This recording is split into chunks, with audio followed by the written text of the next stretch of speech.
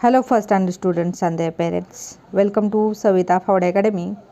My dear little friends, आज है अपना स्टोरी टाइम। आज हम एक हिंदी कहानी सुनेंगे। तो आप सब तैयार है कहानी सुनने के लिए? अपनी आज की कहानी का नाम है घर का चक्कर और ये कहानी लिखी है मनोज राय जी ने। तो चलो शुरू करते हैं। आपको ये पिक्चर कैसा लगा है मुझे कमेंट सेक्शन में ज़रूर बताना। तो चलो, आसमान में काले बादल घिर आए थे। लग रहा था कि तेज बारिश होगी। पेड़ के उस खो में बैठा मंगू कबूतर सोच रहा था, अच्छा हुआ कि मैंने अपना घर ढूंढ लिया, वरना इस बारिश में बुरी तरह मैं फंस जाता। उसने चाय बनाई और फिर अपने खो की खिड़की से बाहर का नज़ारा देखने लगा। बाहर बूंदाबांदी शुरू हो गई थी। थोड़ी ही देर में मूसलाधार बारिश होने लगी। ओले भी पड़ने लगे।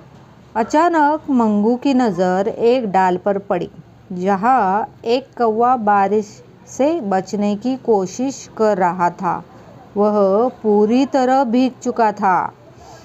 मंगू को लगा कि उसे कौवे की मदद करनी चाहिए। वह तुरंत अपनी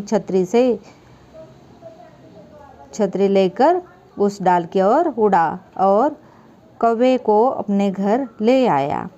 कौवे को बुखार था। मंगू उसकी सेवा में लग गया। उसने उसे दवा दी और गर्मा गर्म कॉफ़ी पिलाई। सुबह तक कौवे की सेहत में काफ़ी सुधार आ गया। मंगू ने पूछा, तुम्हारा नाम क्या है? तुम कहाँ से आए हो? ये है एलिफेंट का पिक्चर। कौवा यह सुनकर उदास हो गया। बोला, मेरा नाम कालू है। मैं पड़ोसी वन से आया हूँ। मेरा कोई नहीं है।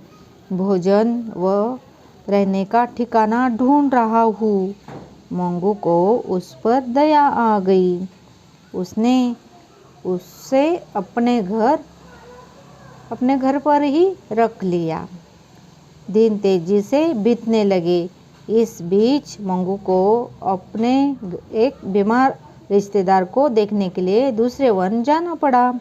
वहाँ से 10-15 दिनों के बाद जब वह लौटा तो कालू कौवे के तेवर पूरी तरह से बदल गए थे। देखो, अब हम दोनों एक ही घर में नहीं रह सकते। तुम अपने लिए कोई दूसरा घर देख लो। खाना खाते खाते कालू ने कहा तो मंगू चौंक गया।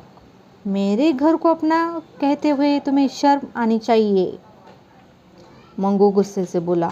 तो कौवा हंसने लगा।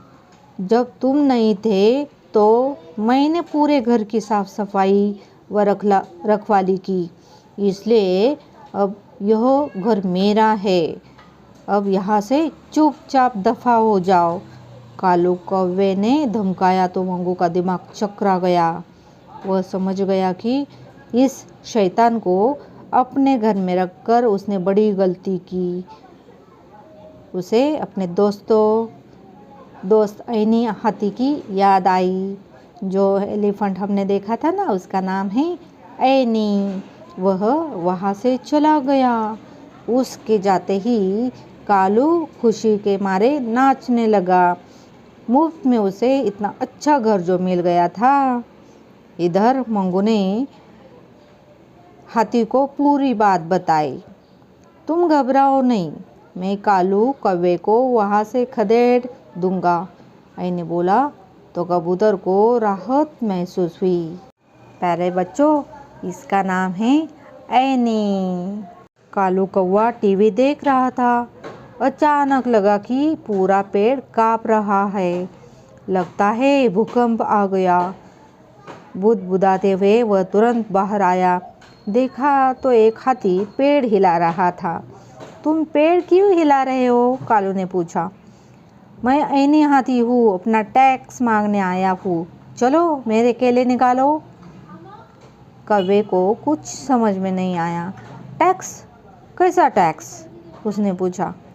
देखो, मैं इस पेड़ की रखवाली करता हूँ और बदले में यहाँ रहने वाले प्राणी मुझे टैक्स देते हैं, ऐनी ने कहा। कौवे को लगा कि बहस करने से कोई फ़ायदा नहीं है, इसलिए उसने उसे एक केला लाकर दे दिया। एक केला देखते ही हाथी हंसने लगा। एक नहीं, 1 दर्जन लाओ। क्या? 1 दर्जन? तुम सटिया तो नहीं गए हो? इतने केले घर पर नहीं हैं, कड़क आवाज़ में कौवा बोला। ठीक है, तो फिर मैं वही करता हूँ जो मुझे चाहिए, जो मुझे करना चाहिए। इतना कहकर वह ज़ोर ज़ोर से पेड़ हिलाने लगा। अरे, यह क्या कर रहे हो? पेड़ नीचे गिर जाएगा और मेरा भी घर भी, कालू घबरा कर बोला। ऐनी बोला, इस घर में रहने वाला कबूतर रोज़ाना मेरे लिए 1 दर्जन केले जंगलों से खोज कर लाता था। अब तुम भी यही करना होगा, तुम्हें भी, नहीं तो तुम्हारा घर नहीं बचेगा। कालू को लगा कि केले खोजना कौन सा मुश्किल काम है। वह तुरंत वहाँ से उड़ा और केले तलाशने लगा। देर शाम उसे एक केले का पेड़ दिखा और वहाँ से दर्जन भर केले उठा लाया। केले खाने के बाद हाथी बोला, केले तो बहुत मीठे हैं, मैं कल सुबह फिर खाने आऊँगा। इतना कहकर वह वहाँ से चला गया। अगले दिन क्या हुआ? अगले दिन सुबह सुबह हाथी फिर से धमका, मुझे भूख लगी है। उसकी धमकी से कालू सहम गया और केले की तलाश में निकल पड़ा। शाम तक वह उसी पेड़ के पास पहुंचा और दर्जन भर केले तोड़ लाए। हाथी उसे गपागप खाने लगा। मुझे ज़्यादा भूख लगी है और केले दो, हाथी बोला। कालू तैश में आ गया। अब केले कहाँ से लाऊं? सारे केले तो तुम ही खा गए। अब दफ़ा हो जाओ यहाँ से, हाथी बोला। मंगू कबूतर मेरे लिए आधी रात को भी केले लाता था, इसलिए तुम्हें भी लाना होगा, नहीं तो घर समेत तुम्हें जमीन पर पटक दूंगा। ऐनी के विशालकाय शरीर को देख कौवा सहम गया। उसने कहा, मैं अभी तुम्हारे लिए केले लाता हूँ। इतना कहकर वह वहाँ से उड़ गया। दिन भर उड़ने और ठीक से न सोने से उसकी सेहत खराब हो गई थी, लेकिन ऐनी के डर से वह फिर केले के पेड़ के पास जाकर वहाँ से केले लेकर आया। ऐनी ने उन केलों को मुंह में डालते हुए कहा, मुझे और भूख लगी है। अब कालू के सब्र का बांध टूट गया। वह बोला, अब मैं उड़ने की स्थिति में नहीं हूँ, मेरा शरीर काँप रहा है, मुझे माफ़ करो, एक शर्त पर कि तुम यहाँ से चले जाओ। कालू क्या करता?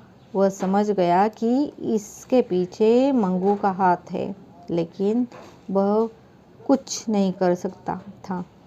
चुपचाप वहाँ से उड़ गया। उसके जाते ही मंगू कबूतर वहाँ पहुँच गया। शुक्रिया ऐनी, तुम्हारी वजह से मुझे मेरा घर वापस मिल गया, उसने कहा। तो ऐनी बोला, अब ऐसी गलती मत करना। मंगू ने सिर हिलाकर उसकी बात मान ली और उसकी पीठ पर सवार हो गया। तो चलो बच्चों, कैसे लगी आज की कहानी? अगर अच्छी लगी हो तो सविता फॉडे एकेडमी को सब्सक्राइब करना मत भूलना। धन्यवाद।